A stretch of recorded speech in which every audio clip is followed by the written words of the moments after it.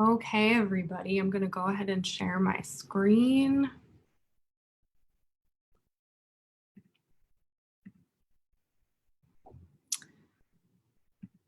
And we're going to get started.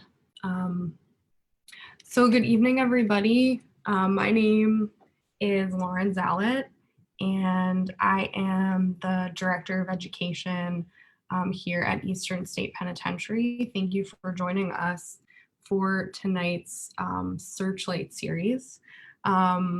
With today's storms in Philadelphia, we've had some technology challenges, so I just want to apologize if there's any issues tonight. We're going to do our best to stay with you and be here for the full hour, but I apologize if there's any technical glitches. I just want to go over what Eastern State is, as well as what the Searchlight series is, and then we're going to jump into tonight's remembrance of our coworker Reem Cotton and the panel that's here to join us. So many of you may have been to Eastern State, but it may be your first time engaging with this place. So I want to let you know that Eastern State was founded in 1829. It was the first true penitentiary in the world, a building that was to inspire penitence inside the people incarcerated there. And something that Reem and I would talk about a lot is that this was really ground zero for the way that we use prison in the United States today. It really laid a lot of the groundwork for what we see when we think about mass incarceration, when we think about what happens in prisons now. The architecture itself was copied over 300 times around the world. Eastern State was an active prison all the way until 1970. It was abandoned in 1971. Eastern State was founded on a strict system of solitary confinement. And that's another through line of practices that were put into place in this building and practices that we still have in prisons today, although solitary confinement was thought by the founders to be leading to that penitence, hence the penitentiary. So there are 300 prisons around the world that look like Eastern State. There's one on every continent except Antarctica. And so this building has a really significant legacy. As a museum, we opened in 1994. Eastern State, through the 20-year abandonment that it had when it closed as a state prison, it became a stabilized ruin. You can get a sense of some of that site here and also behind me in this background. And today, you know, before COVID and we had to close down like so many museums around the country and around the world, we gave guided tours that help people explore the past and present of prisons and question how they could become involved in learning more and changing incarceration when we incarcerate so many people in our country. When folks come to visit Eastern State, typically they can engage with guided tours, the audio tour, as well as artist installations. This is one of the installations we have available called Beware the Lily Law, that explores personal perspectives of LGBTQ and trans folks who are currently incarcerated. So here's one of those images, and here's a second image of that installation. The Big Graph, which is one of the signature exhibitions that we have at Eastern State, exploring mass incarceration. So when Eastern State closed in 1970, there was a 600% increase due to the war on drugs, due to mandatory minimum sentencing. And we really want visitors who come typically to visit the site from around the world to engage with this information, to think about how they can become a part of changing what the future of incarceration looks like in this country. This piece not only shows the increase in the rate of incarceration, it also shows that the United States incarcerates more of its population than any other country in the world. And it also shows racial disparity in who goes to prison in this country, with overrepresentation of people of color.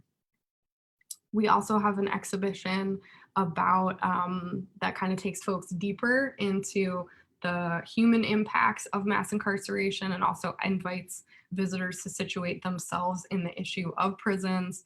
So you can even see this one component in the exhibition. Have you ever broken the law? And the visitor has to choose yes or no.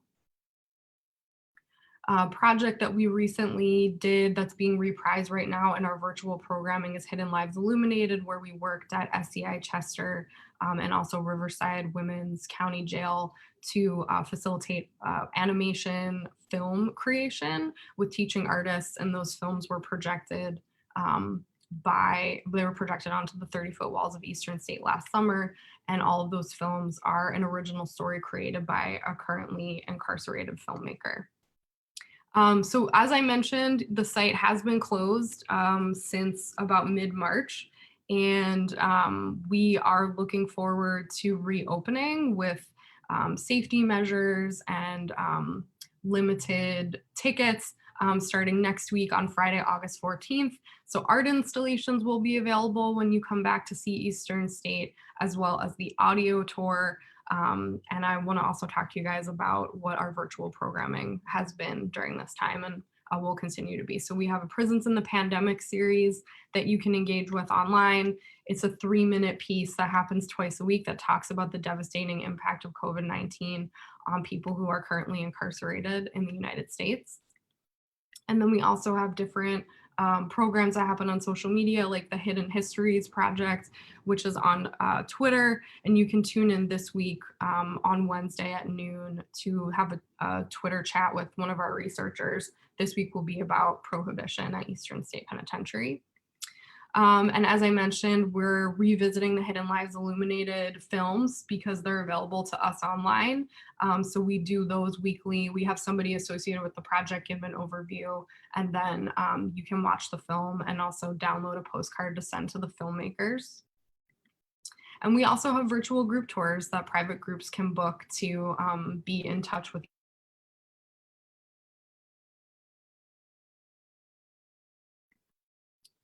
So here's some of the ways that you can stay connected with us. And I want to also let you know that next month, the Searchlight series, it's the first Tuesday of every month. It's virtual for now. It's always been free and open to anybody who wants to attend. Next month, we'll have the youth sentencing reentry and reentry projects presenting on their work, highlighting how their work has been impacted by COVID-19. So we hope you can join us for that online, Tuesday, September 1st. So tonight, we are here with a panel of guests to remember our friend and collaborator, Reem Cotton, who passed away this spring of COVID-19. And I'd like to extend a special thanks to Reem's family, especially his wife, Karen, for her support and her trust in putting this program together. I met Reem in 2015 through the Inside Out prison exchange program at Graterford Prison. He served as an advisor and a mentor to me and to our senior vice president, Sean Kelly, as we were working on different projects, especially for me as the director of education. He actually trained me in facilitation in 2017. Last summer, he came to work at Eastern State Penitentiary, and he was in our education department. So I've got some of my coworkers in education here. Here's a photo of us together. This was the management of the education department. And he was my friend, and he was most recently my travel companion as we visited Los Angeles. Here's a picture of us in LA. And I was 7 months pregnant during that time, so we got really, really close. And he was even he even would refer to my son as his nephew. We were really close friends. So we lost Reem this spring, and the Searchlight is an opportunity for us to come together and remember him. It's really impossible to understand everything about somebody in 60 minutes. It feels especially hard in this case, but we're going to try. If you want to learn more about Reem's impact on Eastern State, I would encourage you to read an essay that's available on our website that I can add into the Q&A, or that I can add into the chat at some point in this program. And we also would encourage you to watch his last interview, which was on a show called On Display, which I can also link for folks in tonight's program. So our goal tonight is to touch on aspects of Reem's work and invite you into his vision for the world. We believe that it's a vision that's still possible, even though he has left us.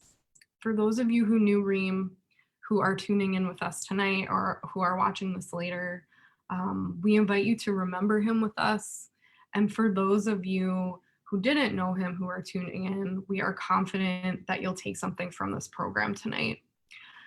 Reem believed in bringing people together in conversation to make the world a better place. And so that's what we hope to do tonight.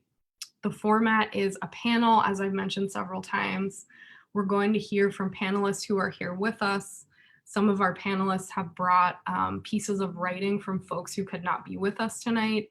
And we're also going to close the program with a recording from somebody who worked closely with Reem who couldn't be here with us tonight.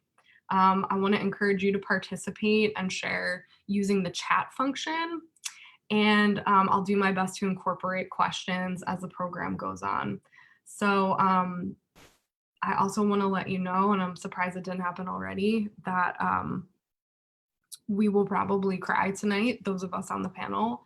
And we invite you to cry with us as we remember our friend and our colleague, Reem Cotton. So I'm gonna open it up to the panel, and my opening question for the panel, and when you want to answer, you can just go ahead and unmute yourself. Please tell us who you are, how you came to know Reem, and what you were working on together. So who'd like to answer first?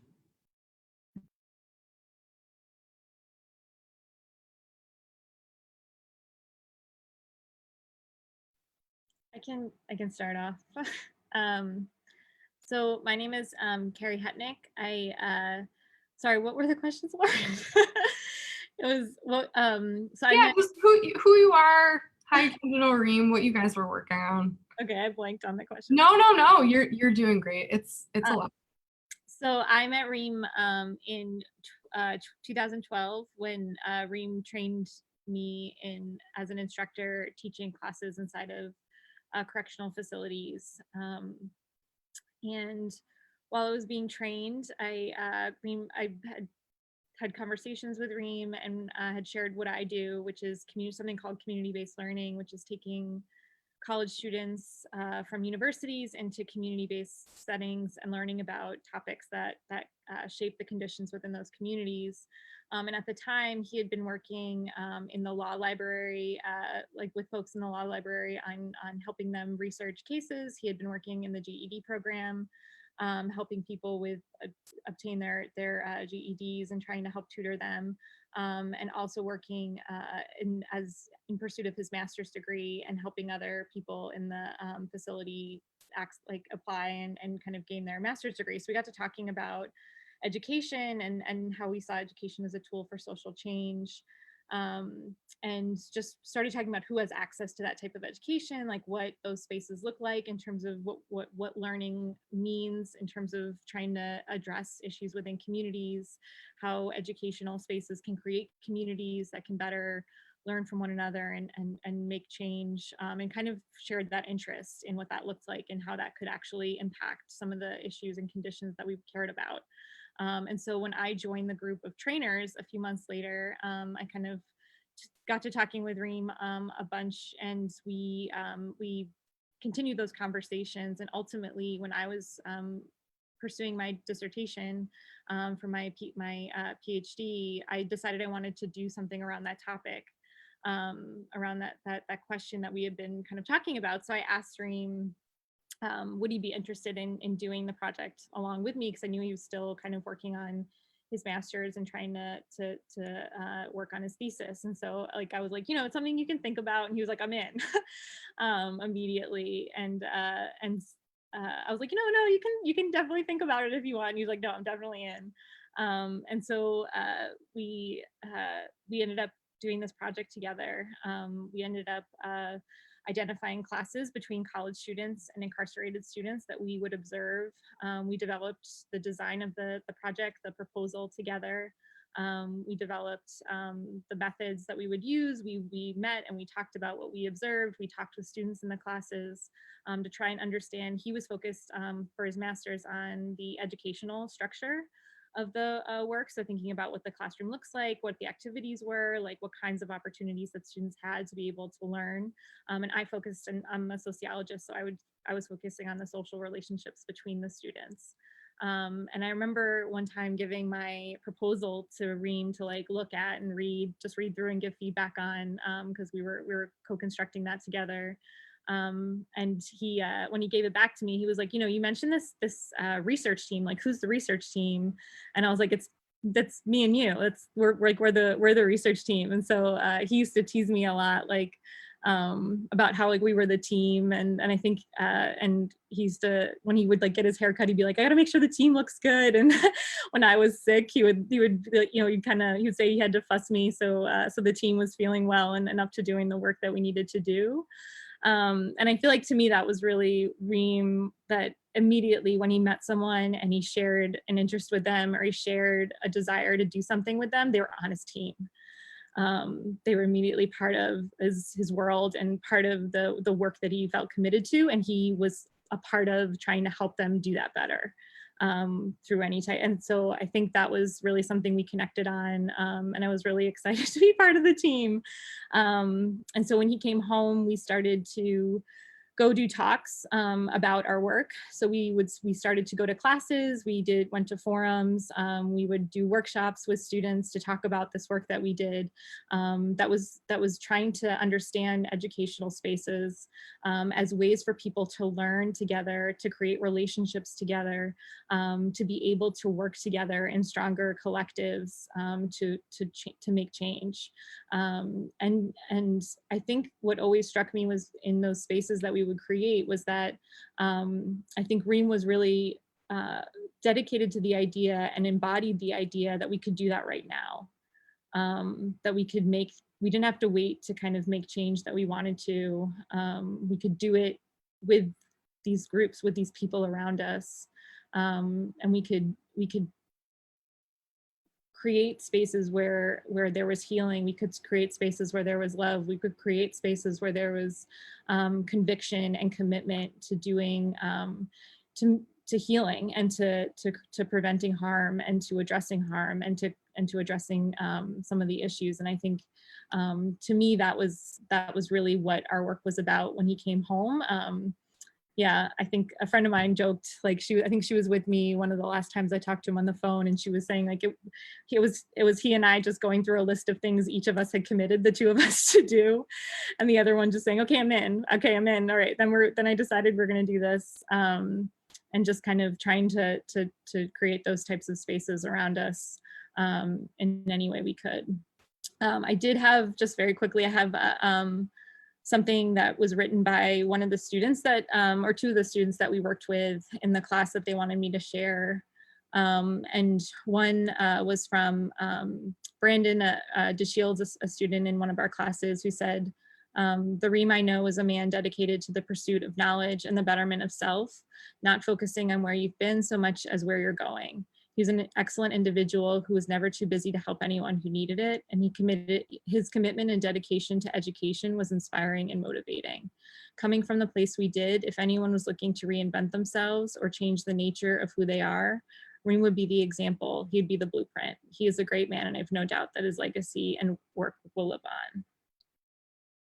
on. And then another student, Corn McClendon, said, I want everyone to know just how much he meant to me and to my educational growth. Thanks, Carrie. Who wants to go next? You can just unmute yourself. Who are you? How did you get to know Reem? What were you working on?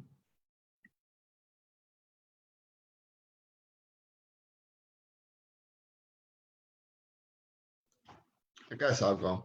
My name is Rob Rosa, and I'm the Vice President of Operations for New Lease on Life USA, and I am a board member at Eastern State Penitentiary. I met Reem in a very dark time in my life, back in sometime in mid to late 90s, when I was just starting my prison sentence, and I met him at Holmesburg. We ended up serving time together up Graterford. I served 12 years, and for me, you know, during that time, I was young and I really didn't know which way I was headed and what I really wanted to do with myself. During our time up at Graterford, you know, just observing Reem, he became, through his actions and the way that he carried himself, he became a stabilizing force in my life when I thought about change. Because I always ask myself, you know, from the time that I met him in Holmesburg through the time that I spent up Graterford, he was in the same situation that I was in, dealing with the same things that I dealt with in there. But he was always motivated to do different things than what you may encounter in an environment like that, where in theory it's an environment that promotes or should promote rehabilitation. But unless you're in that situation and in that environment day in and day out, you wouldn't understand what the pull of gravity is. But watching him, you know, and how he conducts himself and his character, and, you know, in that time, it was not likely that I would even associate with him because of the mentality that I was in. But just the way that he had conversation, the pleasantness that came from him, and the way that he approached me,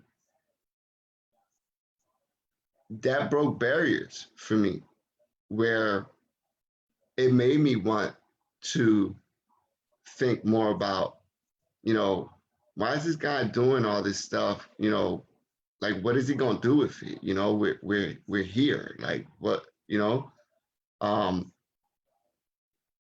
And later on, as I started to really, you know, gravitate towards change, and we facilitated a citizenship program together in the early 2000s. I saw why he was so motivated towards, you know, gaining knowledge in all different aspects, not just one specific thing, and why he was so open to just about anybody that he met, regardless of where you came from or where you was from, or, you know, what you done, what brought you to that place. He was, you know, he didn't have to say a word to be inviting. And you know, recently we talked a lot about, you know, working together to take a lot of the stuff that that we missed out on while we was serving time, and try to advocate so that the people that are there uh, would would be able to have access to those things.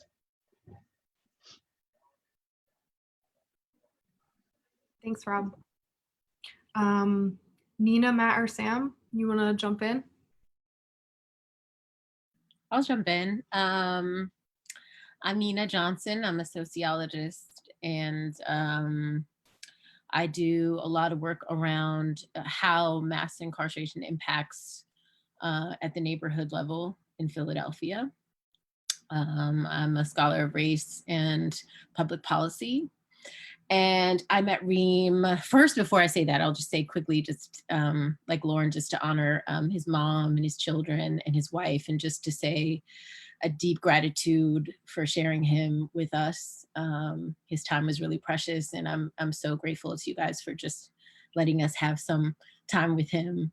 And I also say that whatever I say is never going to be enough to cover it. So I'll apologize for whatever shortcomings are there. And just say that that project, I met Reem a few years ago, and like Carrie, I was trained by him and to teach in correctional facilities, and immediately fell in love with him and the entire group, and just was like, these are my people. Finally, thank God, here I am.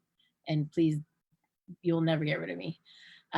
Fortunately, I was also liked in that moment, so I was not a nuisance, but became a part of a collaborative of scholars and learners and teachers and people who care deeply about the world.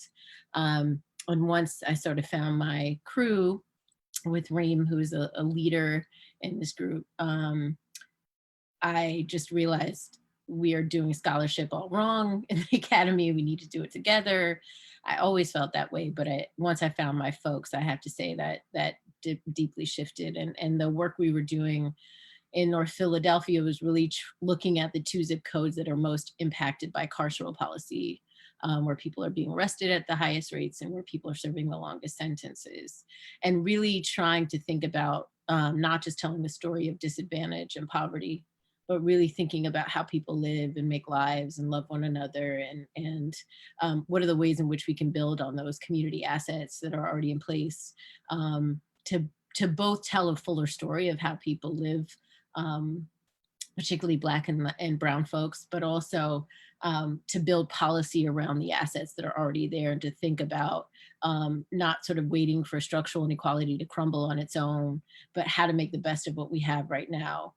And how to achieve that better, more fair, more just world right now, and how to give more opportunities to folks who are have all of these gifts and talents that are not afforded the space and time and all of the material goods they need to live a life. And so we wanted to think about how to do all those things and to partner with organizations in community and to build the kind of lifelong relationships we have in the think tank with community partners, and really extend our reach and do more of the kind of work that we were doing. And so it sort of, when I hear everybody talking about the work they're doing with him, it just, of course, it fits him. And I would say the most important thing I think about Reem is that he's a node, that he's somebody who connects people and brings resources wherever they're not, and makes use of resources that people decide aren't there, that people have decided are invisible. He sees people for who they are. And I love this quote by Zora Neale Hurston, and I say it all the time because I hope it fits, but I think it fits Reem the most. She said, "Love makes your soul crawl out from its hiding place." And I think those of us who know and love him and consider him our family and our folks and our people, he just made space where we could all just be who we were and be the best of ourselves. And all of that, like precious faith that there's a better world, that it can be more just, that we don't have to treat each other the way we do. we can do that now. So I'm echoing some of what Carrie said. So thank you for that. I just stole your words.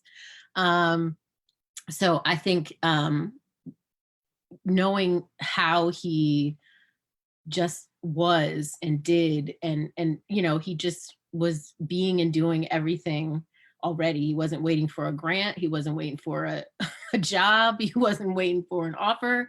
He was like, we're doing it now. You know, here's the people, here's the resources. Let's do it. Let's move this from here to here.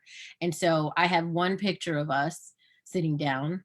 I don't think there are any pictures of him sitting down because he just never was sitting down.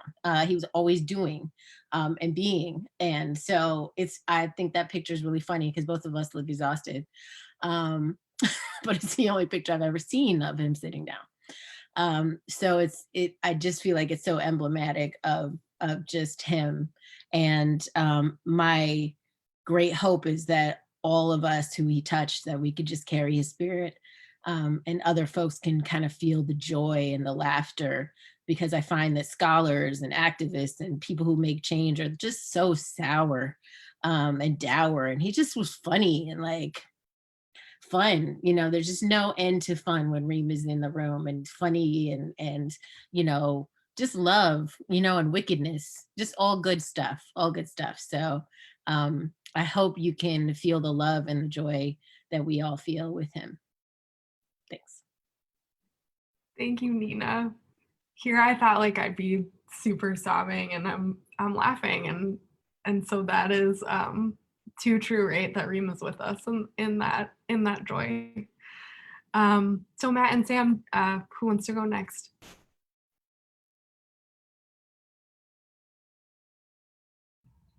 I can go. Go ahead, Sam. Sorry. So hi, I'm Sam Hunter. I'm the Senior Specialist of School and Youth Programs at Eastern State. I knew Reem for about a year, and it's kind of incredible how much someone can really have an impact and change your life in less than a year. Reem, Matt, Lauren, and I work together nearly every day running the Education and Tour program. Reem and I collaborated on a few projects, including teaming up to facilitate a workshop on microaggressions in the workplace, literally like 2 weeks after Reem started. So it was like, hey, nice to meet you. Want to talk about these really intense personal things with each other after we've known each other for like 5 hours? Sure, okay, let's do it. And it was the easiest thing. And I think that really speaks to a lot of what we've already heard about Reem, and just how like incredible he was. It was like 0 to 100 the Eastern State way, and he just jumped right to it.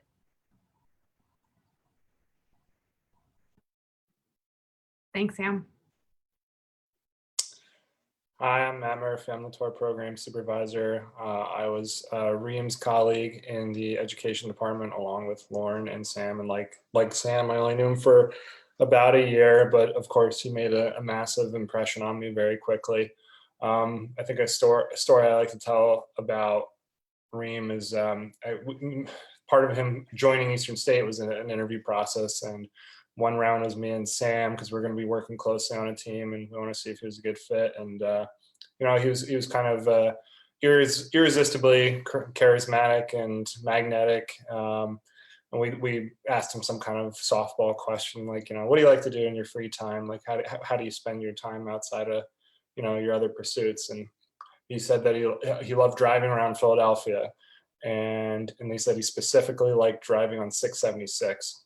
And I thought that was kind of like, in a weird way, very indicative of what I would learn about him in the future. He was just like such like a deeply grateful person, and he took nothing for granted, and he just loved being in the world and being with people. He talked about always convincing his wife when he got home to go for a ride, even like when she didn't want to. And he just enjoyed being in the world. And that's kind of what always pops in my head when I get this question about Reem.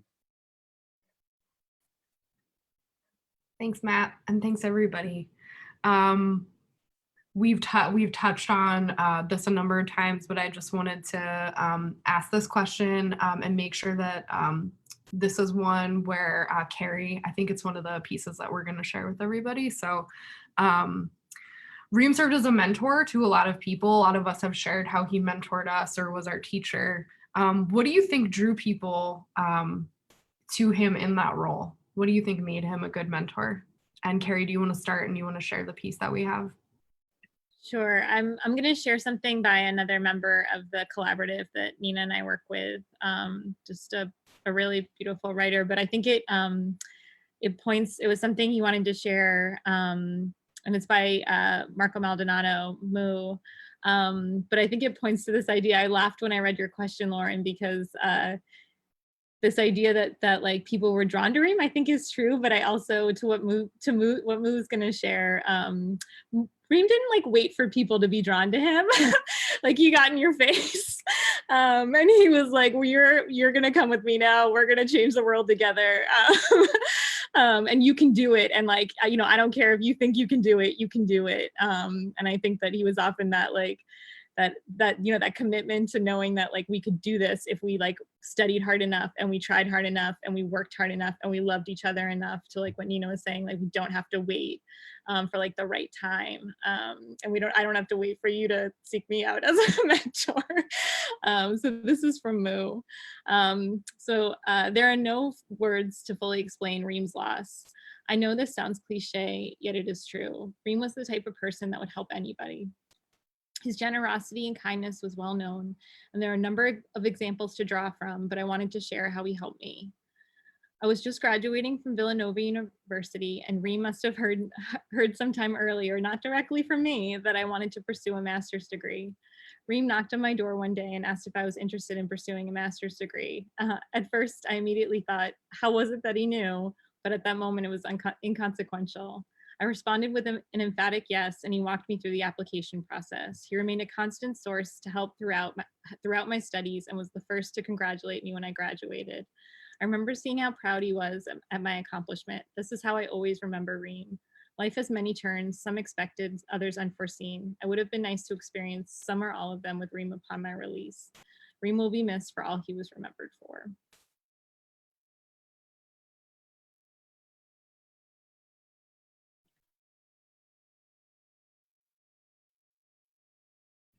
Thanks, Carrie. Anybody else want to speak to Reem as a mentor?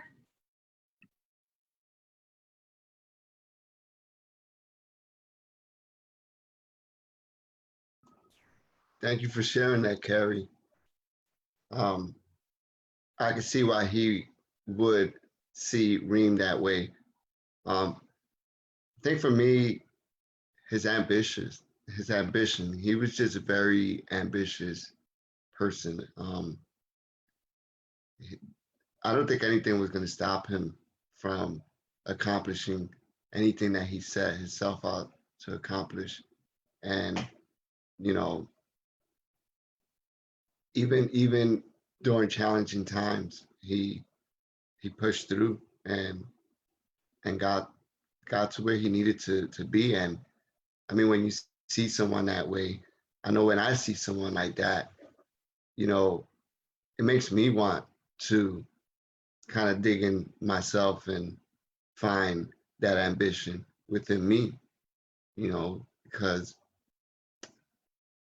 you need someone to kind of pave that way to show you that it's possible, and that's what he did.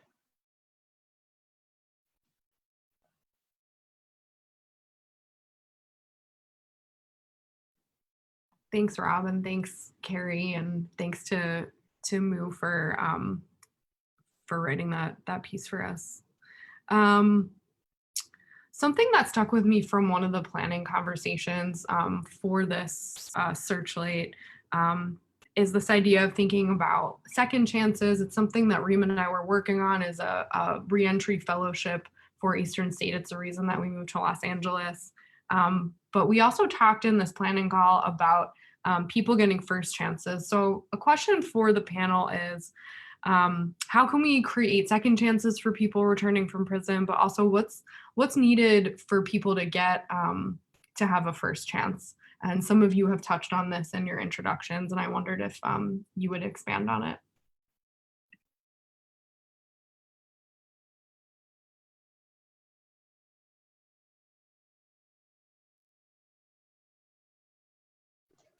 Well, I'll jump in a little bit. I think part of the neighborhoods project we're thinking about is thinking about 18 to 25-year-olds and folks who are um, often getting swept up into the criminal legal system at that early stage before their brains are fully formed.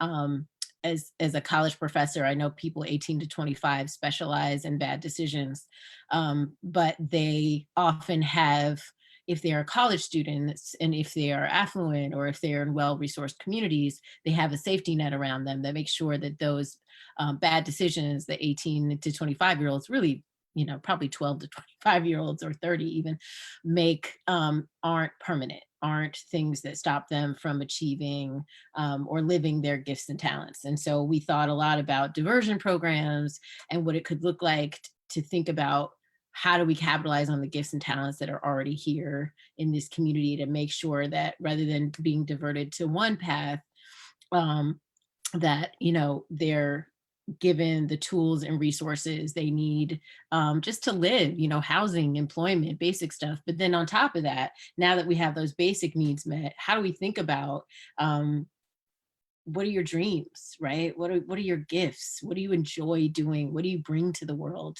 And what would it be like for every young person to have the space and time to think through that, right? So we spent a lot of time thinking about that because in lots of ways, we know very early on where people are going to end up. It is not based on their individual level choice making, right? It's about resources.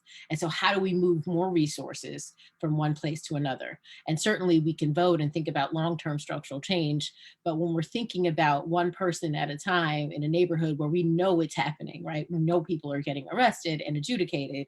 How do we intervene now with what we have? And so we spent a lot of time thinking about that and working on that. I shouldn't say thinking, working, doing something. Awesome. And Rob, you were going to answer. Go ahead. So I think for me, my first chance happened very unique. Not everybody steps out of the state penitentiary with a job, and I happened to have that because of how the circumstances took place and what I was participating in. And now I'm working with individuals that are transitioning from prison into the community. And I think that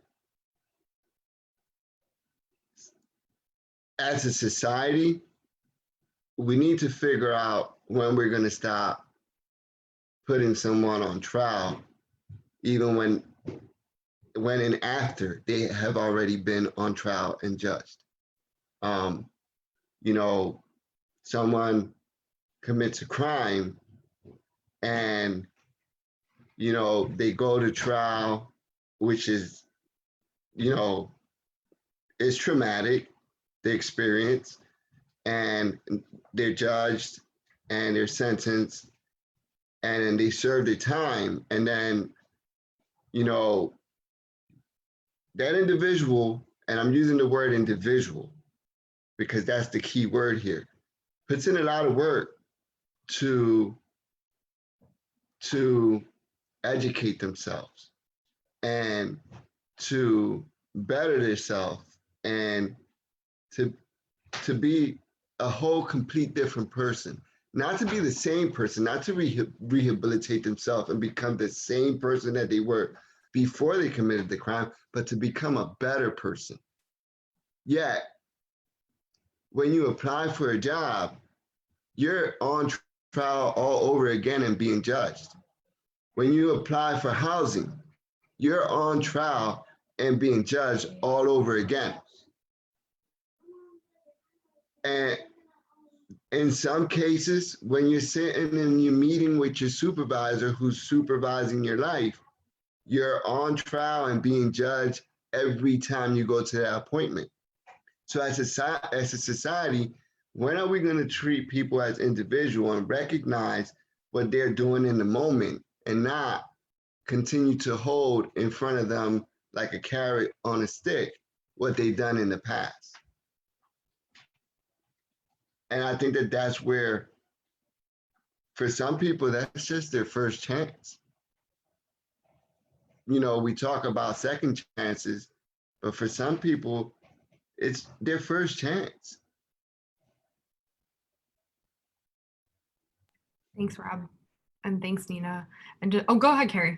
I'm sorry. I was just gonna, I think to just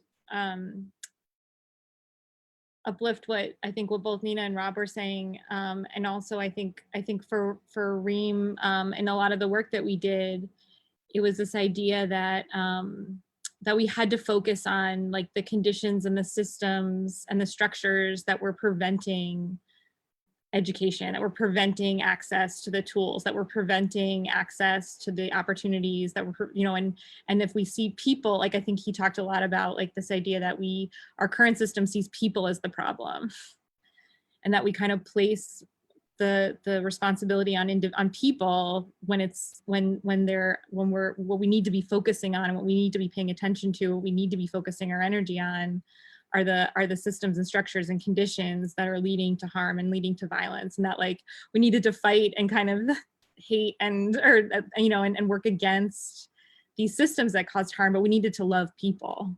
You know, we needed to take care of people. We needed to like be a part of bringing more people in because of the systems and structures and conditions, people didn't have that first chance, and so like we had to be part of kind of constructing those spaces where that was created and that opportunity was created, and we had to acknowledge the ways that we also, you know, we're a part of that too. And I think that I always think that was that like he worked really hard to kind of reshift that focus for people, to stop. Yeah, again, just to echo what others said. Thanks for that, Carrie, and thanks for synthesizing and echoing and uplifting what everybody shared. And just like thinking about, like, I'm just thinking about what you said, Nina, like we weren't just talking about it, like we were doing something, right? I think that's really important. And we're in this historic moment, you know, living in this pandemic. There are, you know, there seems like, you know, given the pandemic, we have people coming out to the streets demanding that we reckon with violence that's happening, with systemic racism, with the founding of our nation. It feels like we're in this like critical moment right now, and it feels like it's a moment when real action can happen, and it's not just about a conversation. So I just wanted us to think about, you know, when you think about the vision that Reem had for the world, when you think about this moment in time, like what are actions that we can take to create this more equitable, more just world that we all were collaborating with Reem on. So I'm really thinking about what can we share with the audience? What can they do? What can we do?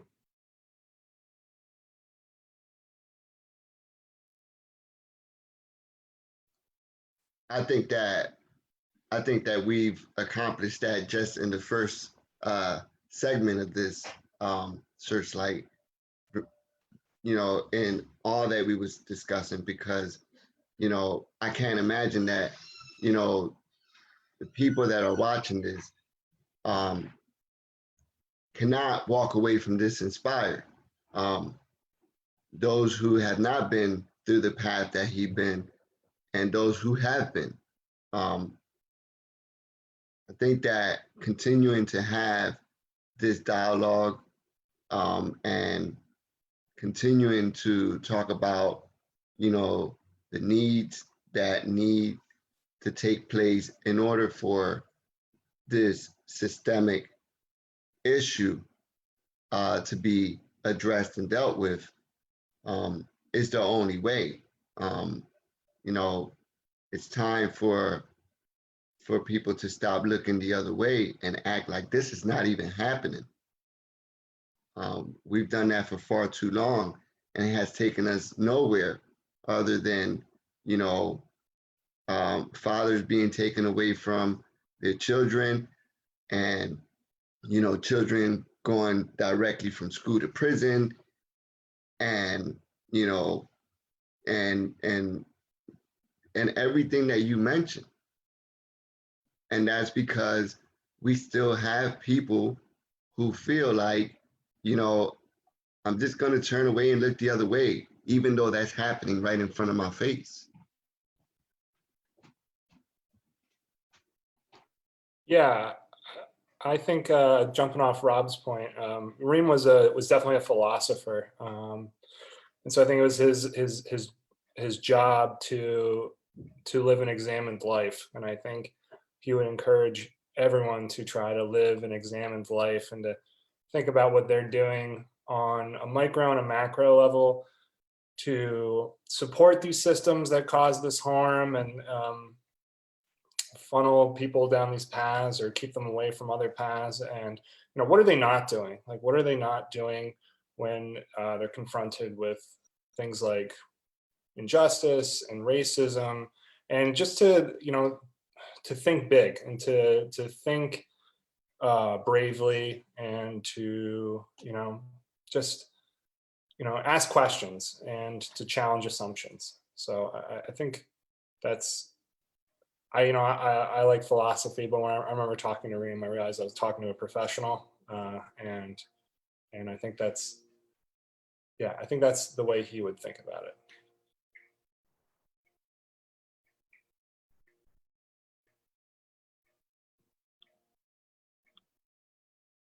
I think just to echo something Nina said earlier, like one thing he would say is like find your people. You can't get a lot done by yourself. You can't know everything by yourself. You can't do everything by yourself. Like I think he would always say, like, we can get it done. We just have to do it together. And I think that's, yeah, to me, that's what I think in my head every time I like get scared or tired over the last few months. I think like I have like my people.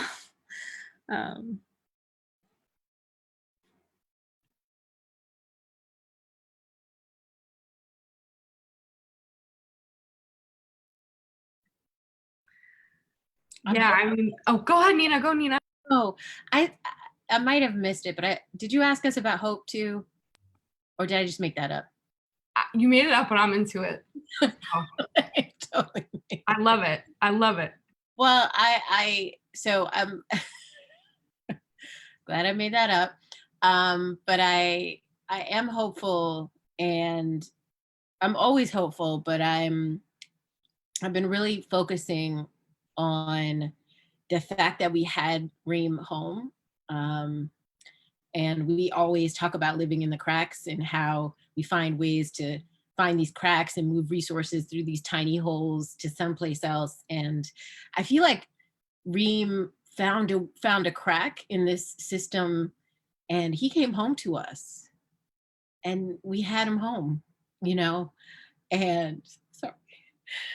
And what a precious gift it was to have him home. And so I'm really hopeful that we can find more cracks and bring more people home, and that all the work that all of our loved ones and family are doing inside can be done outside, and that more folks can come home, and that as folks are focusing on all the ways in which people are being harmed, they can also see long prison sentences as a part of that harm, and ways in which long sentences and prisons themselves are not keeping us safe, or not keeping our community safe, or not providing us the things that we are promised through this system, and that we can begin to have this abundance of imagination that Reem does, to say there's something more, there's something different. And if he can, in a year and some change, be this to all of us and do everything he did. I mean, he was just basically everywhere during that time. How much more if we open those prison doors can we see and do and accomplish with all of these bright, incredible minds that have the solutions to our problems locked up in this country. And so I'm incredibly hopeful, and I hope that we learn from Reem not just, how to be expansive and generous and imaginative and bright and amazing and funny, and an excellent driver, I don't know how he was such a good driver, but he's an excellent driver. But that we also see the possibility in that, of what more we can be and do, because it isn't just a good thing for us to end this terrible system. It's what we need. We need the people we've locked away. There are people. And so I think that's such an important thing I just wanted to say. And I'm super hopeful because I love, love, love this man. He is my family, and the family that he's created with all of us can keep going, Sorry. Don't ever be sorry. That, yes, we have to keep going. I love everything that you just said, Dina. Thank you for that. We are pretty much out of time, so I want to play a recording from another person from the think tank. And I think that, this was recorded previously, but Felix has touched on a lot of things that we've touched on tonight. And so we'll play that recording, and then we'll wrap up.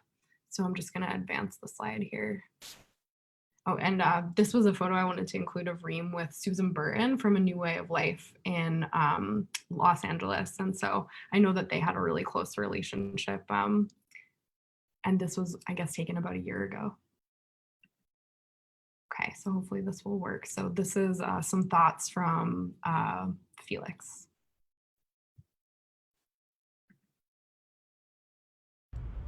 My name's Felix Rosado. I'm grateful for the chance to honor my big bro Reem's life with you all tonight. I met Reem many years ago inside Graterford State Prison's 30-foot high concrete wall. There we became friends, classmates, comrades. He was finishing his bachelor's degree through Villanova as I was entering the program. He immediately gave me some wisdom I would heed. He told me to take as many classes each semester as I could, that good things in prison are fragile, nothing promised. In 2016, I graduated in half the time it normally took.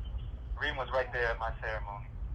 As members of the Graterford think tank, we got to build on a deeper level. There I got to experience firsthand Reem's genius, his fight for justice in a world without prisons. I can still hear his extended diatribes, always precise and passionate, his fist pounding the desk, the iron hand he called it. Years after meeting Reem, someone told me he was initially condemned to death by incarceration, that he worked his own case relentlessly until finally overturning his conviction and receiving a lesser sentence. As anyone on the inside knows, accomplishing such a victory is straight up miraculous and brag-worthy. Yet I had to hear about it from someone else. What I remember most is Reem's smile. Every time he'd see me, even at 2-3 times a day, he'd flash his quick trademark smile and give me a hug. The day before his liberation, as he was making his rounds to sign out, I ran into him by the chapel. We didn't need to say much. His familiar smile was enough. We did our hand smack hug combo, exchanged I love yous. He looked me in the eye and told me I was next, and I believed him. It didn't feel like a goodbye. I just knew I'd see him again. When I learned of Reem's passing, I cried for the first time in years. They weren't only sad tears. I was angry. Angry that my brother's life and the freedom he worked so hard for was cut short. As much as I'd hate to turn this into a political speech, I could hear Reem's voice in my ear. I could see him shaking his iron fist. Phil, you better say that shit. Reem's decades-long confinement and his untimely death are both products of this country's founding principle that some lives matter less than others. Fighting against this was Reem's life's work. Reem's life mattered. It mattered to those who love him, to all of us who were touched by him, whether we knew it or not. Because of this, Reem lives, and always will. I love you, Reem, my brother.